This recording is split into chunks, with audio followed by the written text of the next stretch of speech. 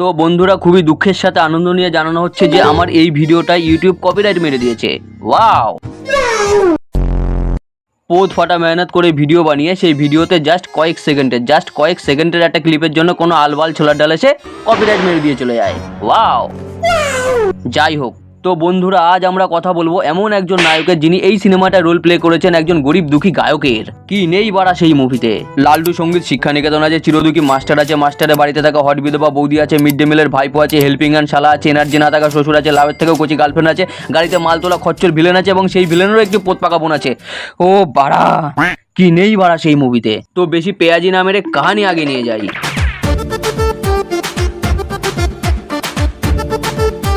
তো সিনেমার শুরুটা ঠিক এইভাবে হয়। 1 মিনিট, এই মালটাকে চেনা চেনা লাগছে, কোথায় যেন দেখেছি। ও, এটা তো সেই মাস্টার রিন্টু। বড় হয়ে কি আলবাল অ্যাক্টিংটাই না শিখেছে।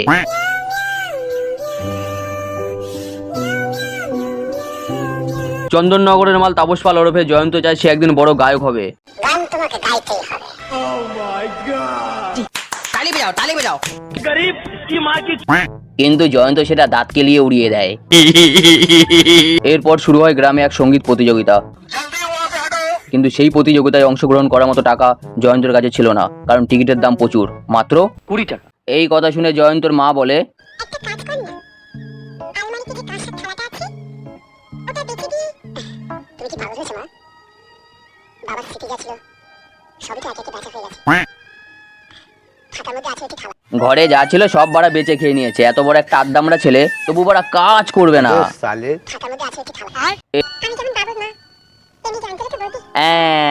এই হচ্ছে বাড়া বৌদির ভালোবাসা। ছেলে মরে মরুক বাঁচে বাঁচুক পোদ মারাক, আগে বাড়া দেওরকে দেখতে হবে। এই পৃথিবীতে বৌদির মতন ভালোবাসা কেউ দিতে পারবে না, না বউ না গার্লফ্রেন্ড। বিয়ে করলে আমি বৌদিকেই বিয়ে করব ব্যাস। বৌদির দেয়া টাকা নিয়ে জয়ন্ত প্রতিযোগিতায় অংশ নেয়। এখনকারের মেয়েরা পটে না, এখনকারের মেয়েরা পটে সরকারি চাকরিতে।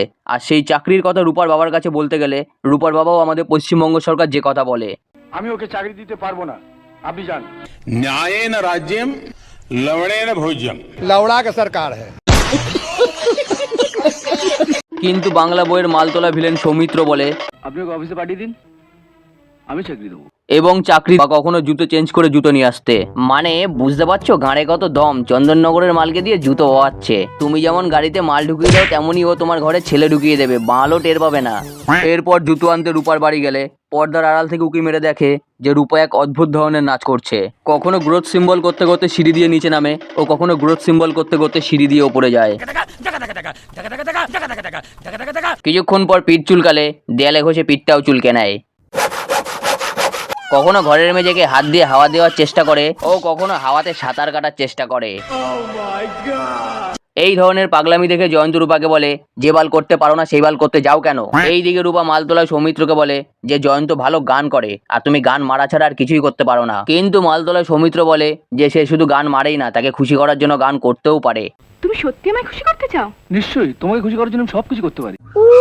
ওলে বাবালে উলুলুলুলুলু। এই ধরনের ডায়লগ দিয়ে এই ধরনের ঢ্যামনা ছেলেপেলেরা এই ধরনের বোকা মেয়েদেরকে যে কিভাবে বোকাশোকা বানিয়েছে, তাই এই ধরনের ঢ্যামনা ছেলেপেলেরা মালতোলা ছেলেপেলেরাই একমাত্র বলতে পারবে।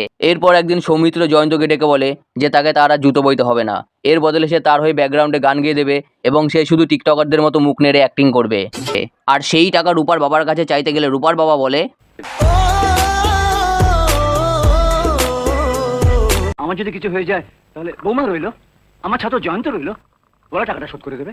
আরে বাড়া, নিজে বাড়া ধার দেনা করে যাবে আর টপকে গেলে সেই ঋণ ছেলের বউ আর ছাত্র মিলে শোধ করবে। কি বাড়া স্ক্যামবাজ লোক ভাই। কিন্তু রূপার বাবা বলে সে টাকা দেবে একটাই শর্তে, যদি জয়ন্ত গান গাওয়া ছাড়ে, ওদিকে দিতে হবে। এইটা শুনে জয়ন্ত বলে যে আপনি বিয়ে করলে ফুলসজ্জাটাও কি আমাকে করে দিয়ে আসতে হবে? এই বলে খিস্তি মেরে বেরিয়ে আসে। এরপর রঞ্জু কাকু সৌমিত্রকে ধরে বলে, গান তোমার গাইতেই হবে জামাই বাবাজি। কিন্তু মালতলায় সৌমিত্র বলে যে তার গলা ভালো নেই, তাই সে গান গাইতে পারবে না। अबे तू थोड़ा सा बहन का लोड़ा क्या? এরপর দুই ভাই বোন মিলে মালতলায় সৌমিত্রকে নিয়ে চরম পরিমাণে খিল্লি ওড়ায়।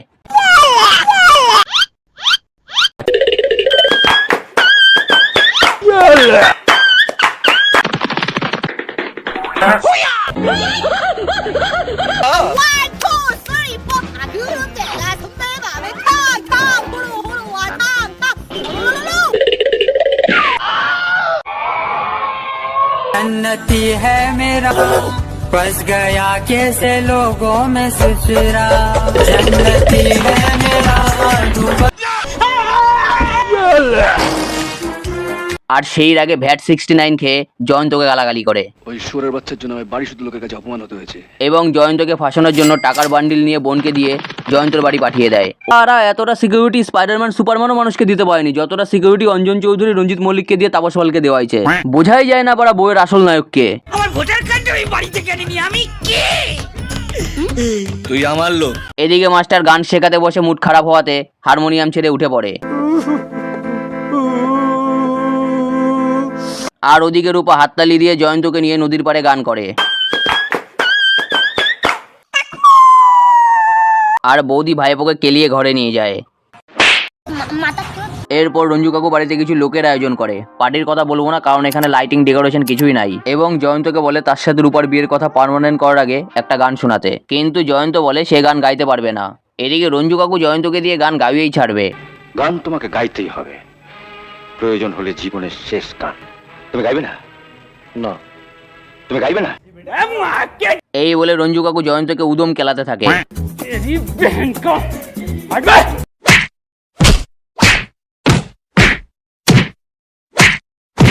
এর অবস্থা আর কিরণ দত্তর অবস্থা একই রকম, দুজনেই বাড়া পঞ্চানন মন্দিরের ঘন্টা, যে যেমন পারে বাজিয়ে চলে যায়। জয়ন্তকে এভাবে কুত্তার মতন কেলাতে থেকে রূপার বাবা বলে জয়ন্ত যাতে কোনোদিন গান না গায় সেই শপথ সে মাস্টারমশাইকে দিয়ে করিয়ে নেয়। আর সেই শপথ রাখার জন্য জয়ন্ত গান গাওয়া ছেড়ে দেয় এবং সে যতদিন না বলবে ততদিন জয়ন্ত গান গাইতে পারবে না। আর বাংলা সিনেমার নিয়ম অনুযায়ী সবাই শেষে ভালো হয়ে যায় এবং জয়ন্তের আবারও একটি সেটাভাঙা গান দিয়ে সিনেমা শেষ হয়ে যায়। তো বন্ধুরা, এই ছিল আজকের মুভি রিভিস্ট। ভিডিওটা ভালো লাগলে লাইক কমেন্ট সাবস্ক্রাইব করে দিও। টাটা।